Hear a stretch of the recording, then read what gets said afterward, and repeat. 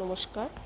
শুরু করছি জেনোকার দ্বিতীয় চ্যাপ্টার, যেটা আগের চ্যাপ্টারে যা পড়েছিলাম যে মন বারবার হারিয়ে যায় বা ড্রিফট করে। তো সেই ড্রিফট করা বলতে কি বোঝানো হচ্ছে, ড্রিফট করা মানে কি বোঝায়, সেটা সম্পর্কে এই চ্যাপ্টারে পড়ব। তার আগে একটা টার্ম খুব ভালো করে বোঝা দরকার, যেটা হচ্ছে কনসিয়াসনেস, যার মানে হচ্ছে চেতনা। এখন চেতনা 3 প্রকারের আছে। তো একদম বেসিক লেভেলের যে চেতনা, সেটা দেখা যায় পশুদের মধ্যে, পশু পাখিদের মধ্যে। তারা খাওয়া দাওয়া করে, ছোট থেকে বড় হয়, তারপর সন্তান সন্ততি হয়, চারপাশে কি ঘটছে না ঘটছে সেগুলো বুঝতে পারে। এটা একদম বেসিক লেভেলের চেতনা। এরপর আর একটু হাই লেভেলের চেতনার দিকে গেলে যেটা আছে মানুষের মধ্যে, মানুষের মধ্যে এই বেসিক লেভেলের যে চেতনা, যাকে বলা হয় সরল চেতনা, সেটা তো আছেই।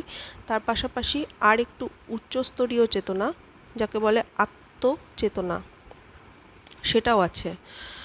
আত্মচেতনা আছে বলেই মানুষ নিজেকে অন্যরকম ভাবে। এই দুনিয়ায় মনে হয় মানুষ নিজেকে মনে করে সে আলাদা সবার থেকে। আমাদের মাথার মধ্যে যে গ্রে ম্যাটার আছে, এবং সেই গ্রে ম্যাটার আছে বলেই আমরা চিন্তন করতে পারি, এটা কিন্তু আত্মচেতনার আছে বলেই সম্ভব।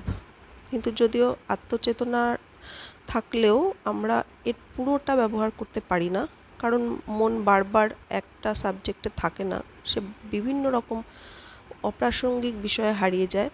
তাই আমরা পুরোপুরি এটাকে ব্যবহার করতে পারি না, কিছুটা অংশ মাত্রই ব্যবহার করি।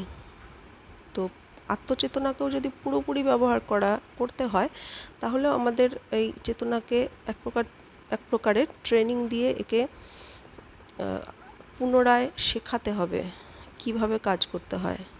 আচ্ছা, এরপরে এই চেতনা উপরে আর এক প্রকারের চেতনা রয়েছে, যাকে বলা হয় কসমিক কনসিয়াসনেস, মানে মহাজাগতিক চেতনা। এই যে বিশ্ব ব্রহ্মাণ্ড রয়েছে, বিশ্ব ব্রহ্মাণ্ডের মধ্যে প্রাণ আছে, সেখানে এক প্রকারের শৃঙ্খলা আছে, সেখানে এক প্রকারের চেতনা আছে। এই চেতনাকেই বলা হয় ব্রহ্মাণ্ডীয় চেতনা, মানে মহাজাগতিক চেতনা।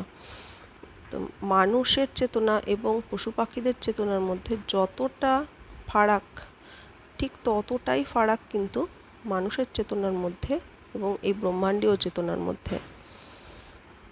একটা উদাহরণ দিলে একটু বুঝবেন, যে রামকৃষ্ণ, বিবেকানন্দ, শ্রী চৈতন্যদেব, এদেরকে এরা মানুষই ছিলেন, কিন্তু আমাদের কিন্তু এদের মানুষ বলে মনে হতো না, এদের ভগবান বলে মনে হতো।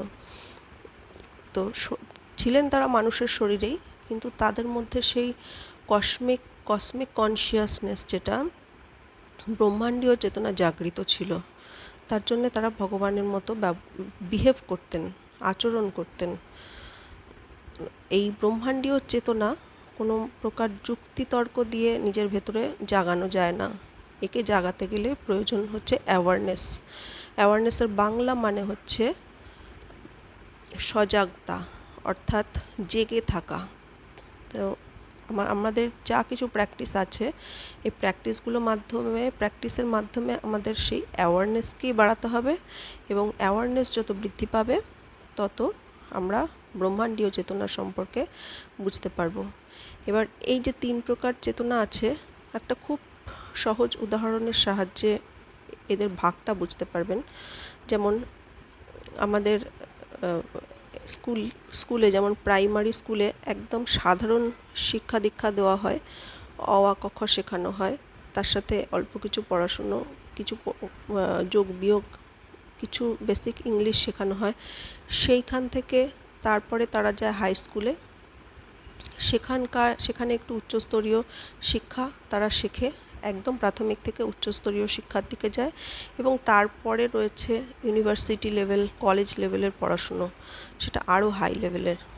তো চেতনারও এই রকমই ডিফারেন্স চেতনার মধ্যেও, যে প্রাথমিক লেভেলের যেটা, সেটা পশু পাখিদের মধ্যে, তারপরে একটু উচ্চ লেভেলের হচ্ছে মানুষের মধ্যে, এবং তারপরে একদম যেটা সুপার কনসিয়াসনেস, যেটা হাই লেভেলের চেতনা, সেটা রয়েছে